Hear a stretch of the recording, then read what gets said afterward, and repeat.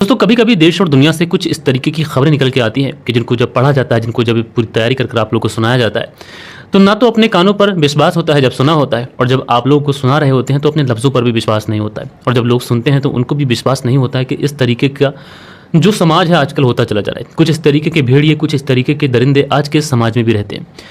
दोस्तों अगर बात करी जाए तो चाहे किसी का बेटा हो या फिर बेटी, दोनों उसके लिए अहम होते हैं, इंपॉर्टेंट होते हैं। दोस्तों अगर बेटी आपकी इतनी अच्छी है, आपको बेटी से बहुत बेइंतहा मोहब्बत है, आप अपनी बेटी से दिलो जान से मोहब्बत करते हैं, आप चाहते हैं कि आपकी बिटिया जहाँ भी रहे खुश रहे, तो फिर दूसरे की बेटी को बेटी समझने में क्या परहेज है। आप जितना प्यार अपनी बेटी से करते हैं उतना ही दूसरे की बेटी से भी करें, क्योंकि बिटिया बिटिया सब समान होती है। जिस तरीके से आपने अपनी बिटिया की अच्छे तरीके से परवरिश की है, इसी तरीके से किसी ने बड़ी परेशानियों में अपनी बिटिया को पाला पोसा होगा, उसके बाद उसकी शादी की होगी। तो ये पूरी कहानी कई तरीके के रिश्तों को कलंकित करती है। दोस्तों ये कुछ इस तरीके के रिश्तों को कलंकित करती है कि आज के ज़माने में कौन से रिश्ते के ऊपर भरोसा किया जाए, ये कहीं ना कहीं क्वेश्चन मार्क लगाती है। तो पूरी कहानी मैं आप लोग को सिलसिलेवार तरीके से सुनाऊंगा, लेकिन आप लोगों से रिक्वेस्ट है, दरखास्त है कि आप लोग अगर चैनल पर पहली बार आए हैं तो चैनल को जरूर सब्सक्राइब कर लें। आप लोगों की मेहनत, आप लोग का प्यार रंग लाया है। 38,000 सब्सक्राइबर हो गए, बहुत जल्दी यार आप लोग 50,000 करवा दीजिए, और जैसे ही हम लोग 1 लाख पे पहुंचेंगे तो कुछ थोड़ा सा ऐसा लगेगा कि यार काम कर रहे हैं। तो आप लोगों की मेहनत लगातार बनी रहेगी तो हम 50,000 क्या 1 लाख सब्सक्राइबर का भी माइलस्टोन जरूर हासिल करेंगे। तो चलते हैं सीधा सीधा इस कहानी का रुख करते हैं।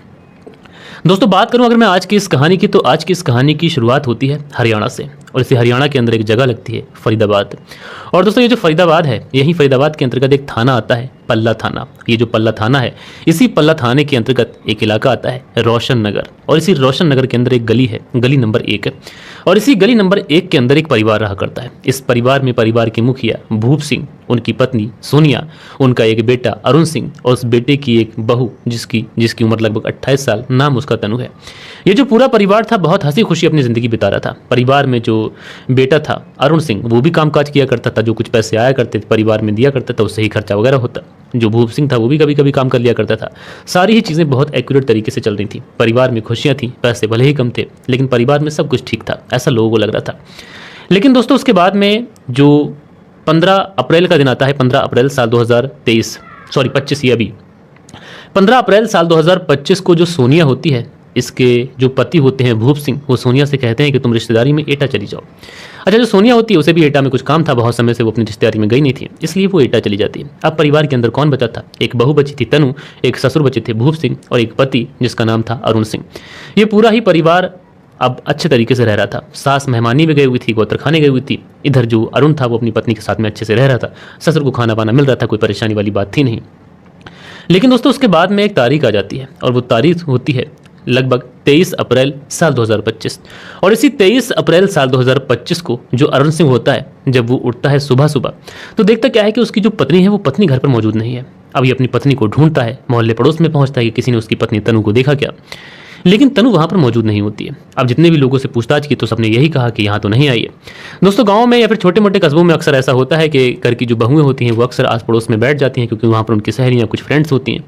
तो इसीलिए जो अरुण सिंह था ये अपनी पत्नी तनी को हर जगह पर ढूंढ रहा था कि शायद किसी के घर बैठने आ गई हो, या फिर सुबह सुबह उसको नाश्ता बनाना हो तो कुछ हरी मिर्चें या फिर कुछ कमी हो तो सोचा हो पड़ोस से ले लूँ।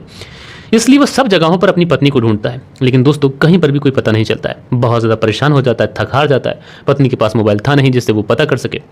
लिहाजा उसके बाद में जो अरुण सिंह था ये सीधा पुलिस थाने पहुंचता है, और पुलिस थाने पहुंचने के बाद में कहता है कि साहब, मेरी जो पत्नी तनु है उसकी मानसिक स्थिति थोड़ी सी ठीक नहीं है, और वो मानसिक रूप से थोड़ी सी बीमार है, लेकिन आज सुबह से मैं उसको ढूंढ रहा हूँ, न जाने कहाँ चली गई है। अब पुलिस वाले इस पूरे मामले को दर्ज करते हैं, लेकिन इस पूरे मामले के अंदर पुलिस वाले ज़्यादा एक दिलचस्पी नहीं दिखाते हैं। उसके बाद में ये मामला वहीं पर दब जाता है। लेकिन कहीं ना कहीं तनु के जो फैमिली वालों को ये बात पता चलती है कि उनकी जो बिटिया है ये लापता हो गई है। दामाद जी ने रिपोर्ट लिखाई है, लेकिन कहीं पर कुछ पता नहीं चला है। पुलिस भी सही तरीके से छानबीन कर नहीं रही। इस तरीके के इल्ज़ाम मीडिया रिपोर्ट्स में बताया गया, पुलिस के ऊपर भी लगाया गया।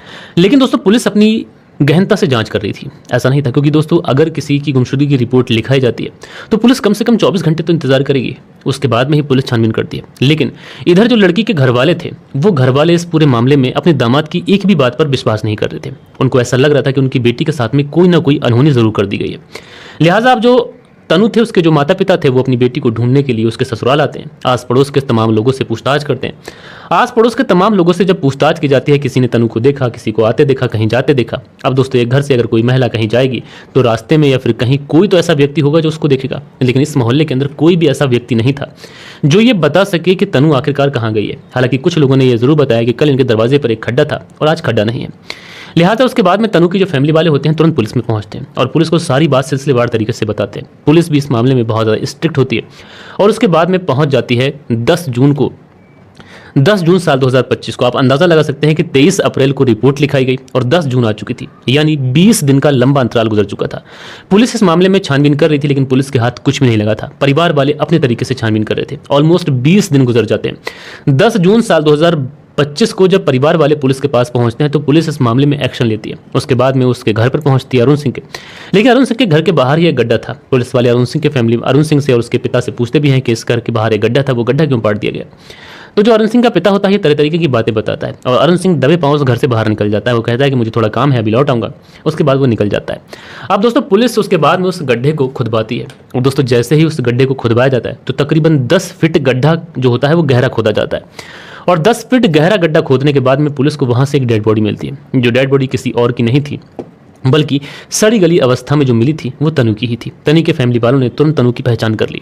अब जैसे ही वो डेड बॉडी वहां पर मिली, पूरे इलाके के अंदर अफरा तफरी मच गई। तनु के फैमिली वालों का तो रो रो कर बुरा हाल हो गया। उसके बाद में पुलिस वाले उस डेड बॉडी को अपनी कस्टडी में लेते हैं और सीधा उसे पोस्टमार्टम के लिए भेज देते हैं। इधर डेड बॉडी को पोस्टमार्टम के लिए भेजा जाता है, इधर पुलिस इसके तनु के जो ससुर होते हैं भूप सिंह, उनको अरेस्ट कर लेती है और उनसे पूछा जाता है कि तुम्हारी पत्नी कहाँ है।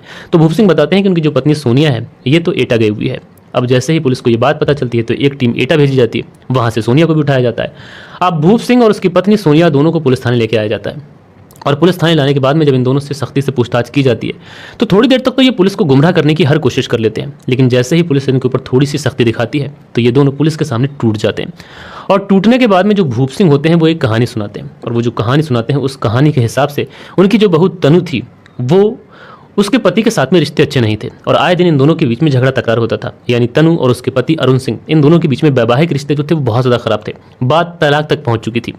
अब इसी वजह से इस पूरे परिवार ने, यानी तनु के ससुर भूप सिंह की पत्नी सोनिया और सोनिया का बेटा अरुण सिंह यानी तनु का पति, इन तीनों ने मिलकर एक प्लानिंग की और उन्होंने प्लानिंग ये की थी कि क्यों ना तनु को इस दुनिया से हमेशा हमेशा के लिए रुखसत कर दिया जाए, रास्ते से हटा दिया जाए। लेकिन जो भूप सिंह होते हैं वो कहते हैं कि अगर हमने जरा सी भी लापरवाही की इसमें तो पूरा परिवार फंस सकता है। अगर फंसूं तो मैं अकेला फंसूं और कोई ना फंसे।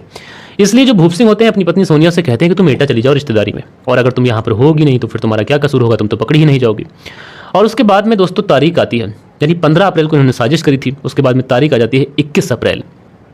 21 अप्रैल साल 2025 का ये वो दिन था। शाम के वक्त गन्ने का रस लेकर आता है ये व्यक्ति भूप सिंह और गन्ने के जूस में नशीला पदार्थ मिला के लेके आता है और उसके बाद में ये अपनी बहू तनु को पिला देता है। दोस्तों, तनु जैसे ही उस गिलास को पीती है थोड़ी ही देर के बाद में उसे गहरी नींद आ जाती है। वो ऊपर जाकर अपने कमरे में सो जाती है। आपको बता दूं कि जो तनु की फैमिली थी, यानी तनु और उसके पति ऊपर रहा करते थे और जो सास और ससुर थे वो नीचे रहा करते थे। अब तनु ऊपर जाके सो जाती है।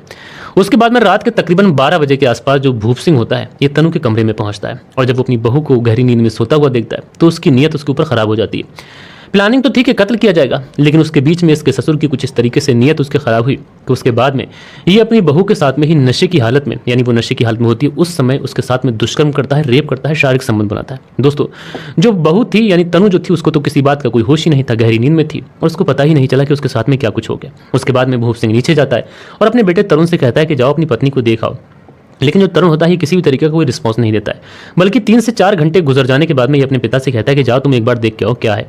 उसके बाद में जो भूप सिंह है वो जाता है, जाने के बाद में गमछे से अपनी बहू की गला दबाकर और गला घोट कर उसकी हत्या कर देता है। हालांकि दुष्कर्म वाली बात इसने अपने बेटे को नहीं बताई थी, इसने दुष्कर्म किया था वो अकेले में किया था। और जब उसकी मौत हो जाती है तो दोनों बाप बेटे मिलकर उसकी डेड बॉडी को उठाते हैं। डेड बॉडी उठाने के बाद में पास ही में जो इन्होंने गड्ढा खोद रखा था योजनाबद्ध तरीके से उस गड्ढे में डालते हैं और उसके बाद गड्ढे को पाट देते हैं और सुबह को उसके बाद में नॉर्मल बिहेव करते हैं। जो अरुण सिंह था वो पूरे मोहल्ले के अंदर अपनी पत्नी तनु को ढूंढता है, लेकिन तनु का कहीं पर कोई पता नहीं होता है। कोई इंसान अगर जिंदा होगा तो उसका पता चलेगा और जिस इंसान को साजिश कर दफना दिया गया है तो फिर उसका क्या पता चलेगा। उसके बाद में अरुण सिंह पुलिस थाने पहुंचता है। पुलिस थाने में जाकर रिपोर्ट लिखाई जाती है।